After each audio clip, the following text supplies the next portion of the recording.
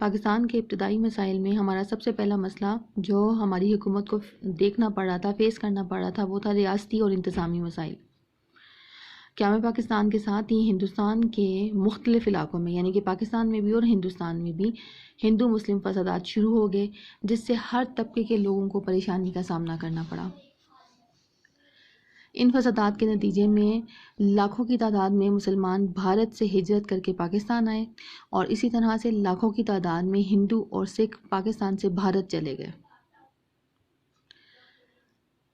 ایک جو نقصان ہمیں فیس کرنا پڑا اس وقت کی گورنمنٹ کو، وہ یہ تھا کہ بہت زیادہ تعداد میں کلرک، آفیسرز، ڈاکٹرز، اساتذہ اور ہر شعبے کے ماہرین سب کے سب بھارت چلے گئے، جس کی وجہ سے پاکستان میں ہنرمند افراد کی کمی ہو گئی۔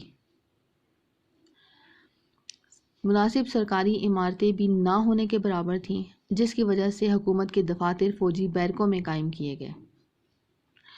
دوسرا، اثاثوں کی غیر منصفانہ تقسیم۔ ہمارے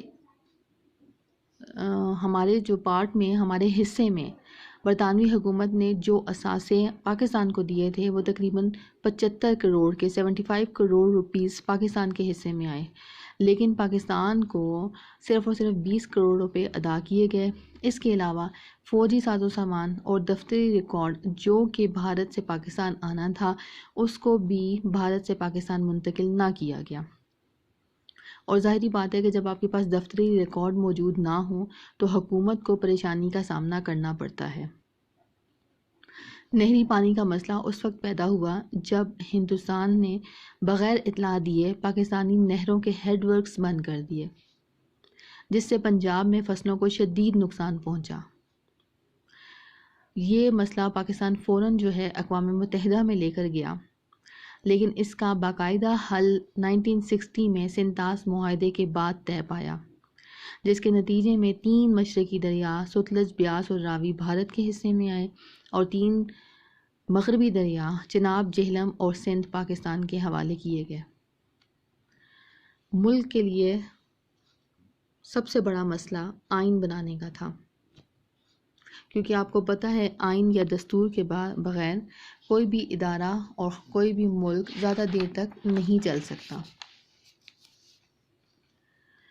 پاکستان بننے کے فوراً بعد ہم نے قانون مجریہ 1935 یعنی کہ ایکٹ آف 1935 جو برٹشرز نے 1935 میں انڈیا کے لوگوں کے لیے ایکٹ بنا کے دیا تھا، اسے اور 1947 میں جو ایکٹ پاس کیا گیا تھا، ان دونوں کو بعض ترامیم کے ساتھ، بعض چینجز کے ساتھ ملک میں عبوری آئین کے طور پر اپنایا گیا۔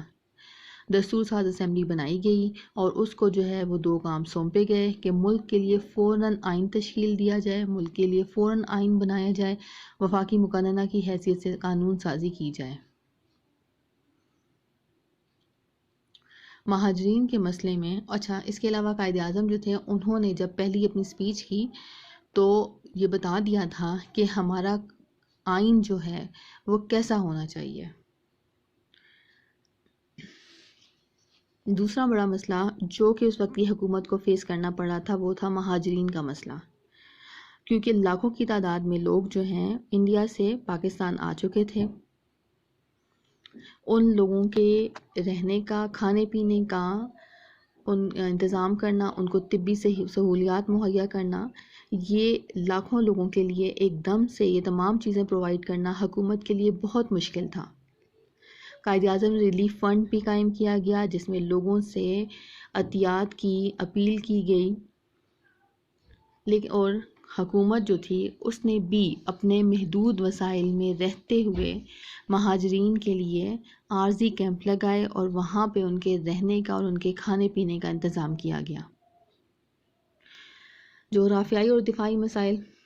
پاکستان کو شروع سے ہی اپنے دفاع کی فکر لاحق تھی، اور اس کی ریزن جو ہے، اس کی وجہ یہی تھی کہ مشرقی اور مغربی پاکستان کے درمیان ہندوستان کا علاقہ آتا تھا جو کہ تقریباً 1600 کلومیٹر تھا،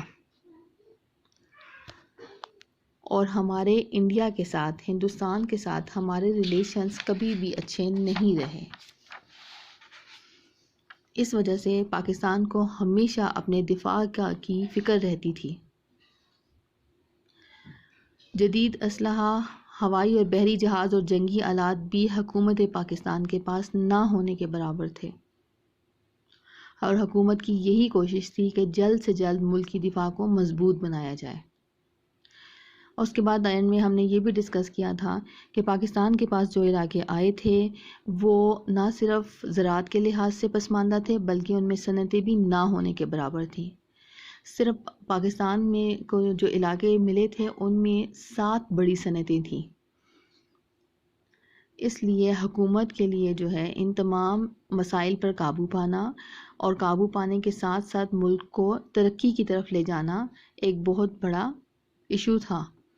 حکومت نے ذمہ دارانہ طریقے سے معاشی بدحالی پہ ان تمام مسائل پر قابو پایا اور ملک کو اپنے پاؤں پہ کھڑا کرنے کی کوشش کی۔